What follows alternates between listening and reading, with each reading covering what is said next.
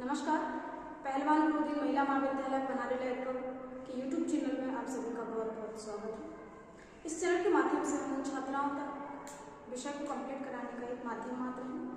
इसमें मैं सुषमा पटेल आपका हार्दिक स्वागत करती हूँ। जान लेते हैं, आज वही टॉपिक है, संविधान सभा है। आज इसका एक तृतीय भाग है, जिसमें आज हम जानेंगे संविधान सभा की प्रथम बैठक के बारे में।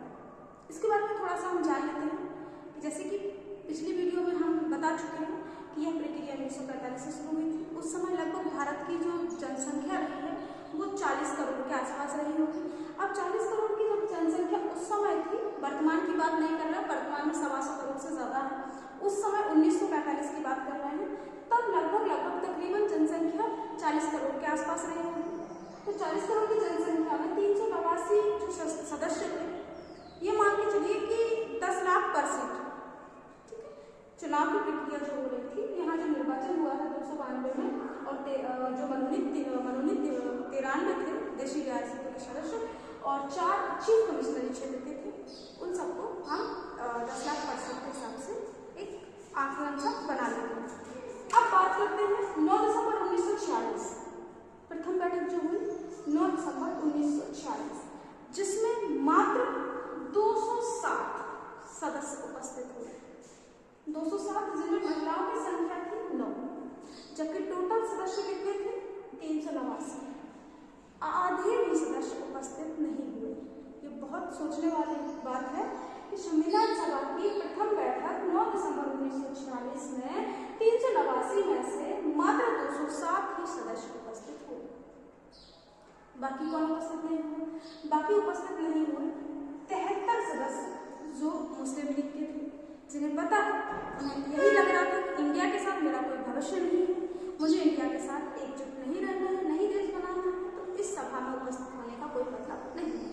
वहीं दूसरी तरफ देशी रियासतें ये भी शामिल नहीं हुई। इन्हें ये बहुत कंफ्यूज थे उस समय। इन्हें लग रहा था कि हम अपना राजपाट अलग से चलाएंगे, हमें भारत में नहीं जुड़ना है, हमें इंडिया में नहीं जुड़ना है। तो ये उस कंफ्यूजन में नहीं गए।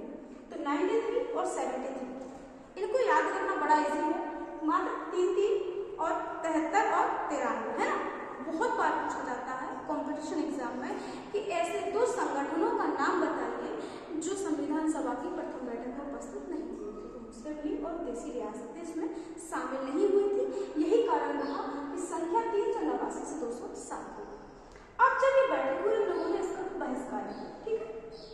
अब 207 सदस्य जो एकत्रित हुए थे, उसने कहा चलो ठीक है भाई, 207 सदस्य एकत्रित हुए हैं, अब ऐसा कर लेते हैं कि इस सभा को चलाने के लिए या सुचारू रूप से चलाने के लिए हमें अध्यक्ष चुन लेते हैं। ध्यान रखिएगा, अध्यक्ष जैसे क्लास में एक मॉनिटर चुना जाता है वैसे।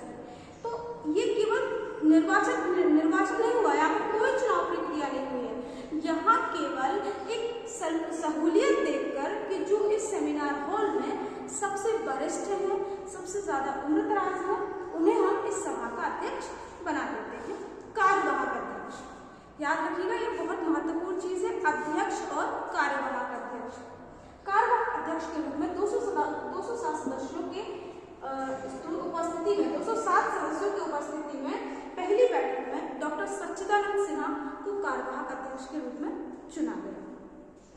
कोई चुनाव प्रक्रिया नहीं थी, किसी प्रकार का कोई निर्वाचन नहीं था, मात्र उम्र दराज देखकर या एक्सपीरियंस या अनुभव देखकर उन्हें अस्थायी अध्यक्ष चुन लिया गया था। कई बार क्वेश्चन में पूछा जाता है कि संविधान सभा के अस्थायी अध्यक्ष कौन है।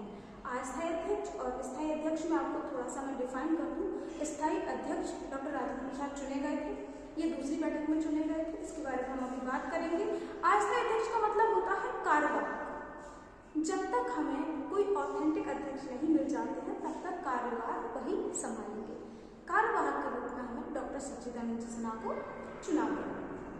अब बात कर लेते हैं 11 दिसंबर 1946, इस दिन दूसरी बैठक का आयोजन हुआ, जिसमें डॉक्टर राजेंद्र प्रसाद स्थायी अध्यक्ष के रूप में चुने गए। स्थायी अध्यक्ष के रूप में मैंने इसलिए कहा क्योंकि बाकायदा निर्वाचित हुए, इलेक्शन हुआ, उसमें इन्हें चुना गया।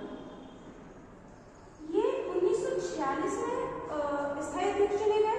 1900 में जब देश आजाद संविधान पूरा बनकर तैयार हो गया, तब 1950 में ये राष्ट्रपति के रूप में निर्वाचित हुआ।